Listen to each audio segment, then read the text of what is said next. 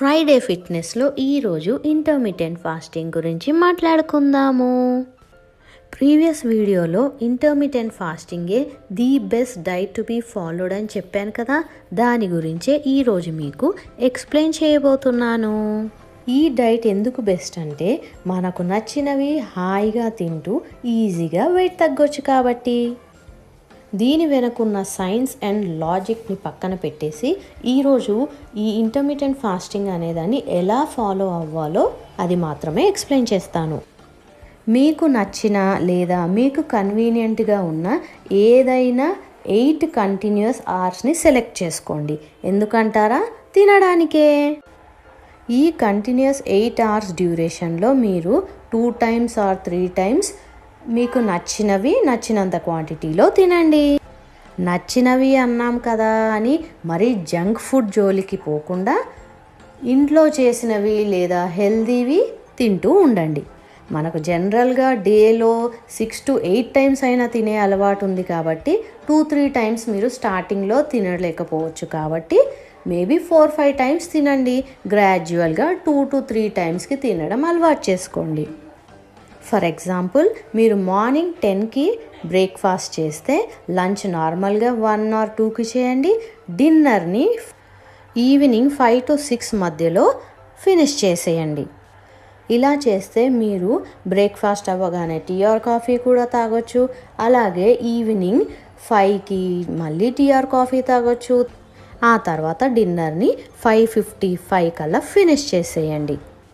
మీకు కావాలంటే మధ్యలో హెల్దీ స్నాక్స్ కూడా తినొచ్చు, కానీ స్టార్టింగ్లో మాత్రమే. తర్వాత అన్నీ కలిపేసి 2 to 3 times తినేలాగా చూసుకోండి. మిగిలిన 16 hours డ్యూరేషన్లో వాటర్ తప్ప ఇంకేమీ తినొద్దు, ఏమీ తాగొద్దు.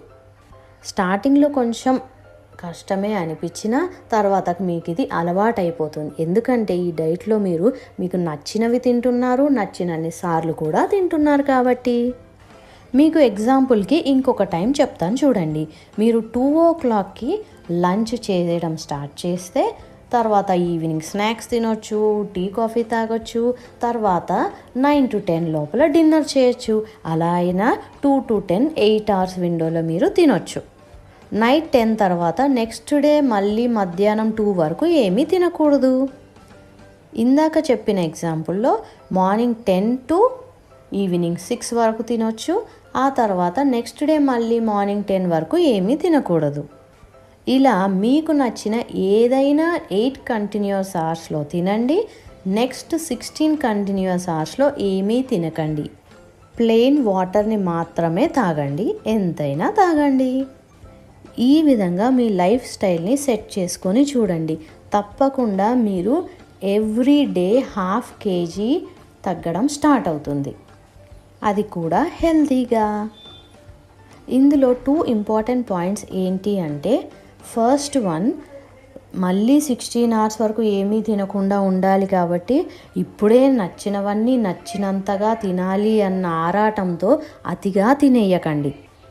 సెకండ్ పాయింట్ ఏంటంటే, మీరు వెయిట్ ఇంకా ఫాస్ట్గా లూజ్ అవ్వాలి, అది కూడా హెల్తీగా అంటే డిన్నర్లో ఫ్రూట్స్ తినండి. ఏదైనా 8 hours అన్నాం కదా అని ఒక్కో రోజు 8 hours కాకుండా ప్రతిరోజు ఒక ఫిక్స్డ్ కంటిన్యూస్ 8 hoursని మీరు సెట్ చేసుకొని అదే ఫాలో అవుతూ ఉండండి. మీకు తప్పకుండా మంచి రిజల్ట్స్ వస్తాయి. ఫస్ట్ మీరు వాటర్ లాస్ అవుతారు కాబట్టి డైలీ 1/2 kg తగ్గే ఛాన్స్ ఉంది.